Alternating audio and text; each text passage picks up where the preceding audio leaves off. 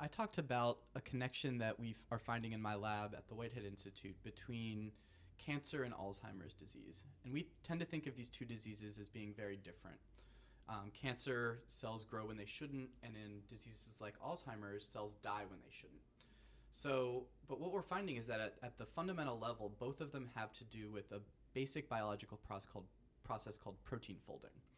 And protein folding is something that cells have to do. Proteins are strings of amino acids, but they're not functional unless they're folded up properly. So cells have elaborate ways of making sure proteins are folded properly, the most important of which is called chaperones. Cells have things called chaperones that help other proteins fold.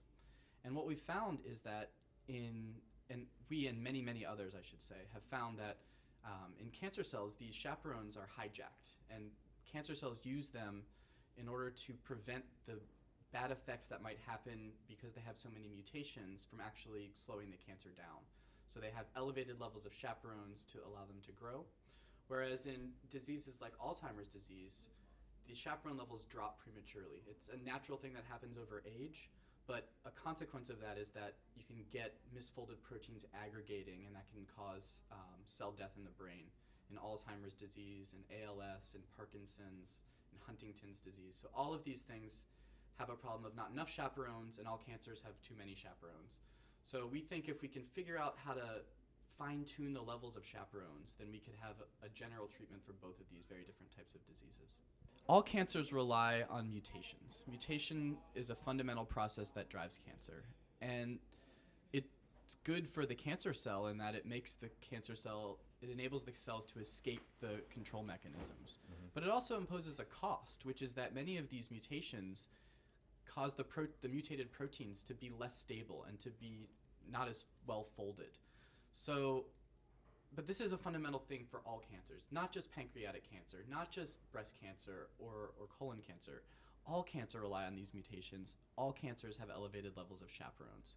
So we think if we could actually figure out a way of fine-tuning these and targeting them to tumors, we would have a general way of treating all cancer. The thing is, there won't be one happy medium for everyone. What we need is to be able to tune up and tune down at will and in a targeted way. So we need to target in the brain of a person who's developing early stage Alzheimer's. We need to figure out how to turn up the chaperones.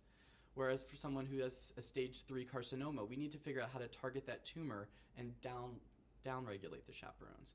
So what we need are tools not just to crank it up or crank it down, but we need to be able to fine-tune in a very specific way and target these therapies. What we have come to in our lab, we don't know how to tune the knob yet, but we have found the knob. We know what the knob is. We know how cells turn their chaperone levels up and down. Mm-hmm. And it's through a particular protein called heat shock factor, HSF. So we know by studying this HSF protein and how it in turn is regulated, how to turn it up and turn it down, that's equivalent to turning this knob up and down. So if we can affect this one pathway called HSF, then I think we'll have a tremendous ability for therapies. And right now, there are no therapies that are targeting this.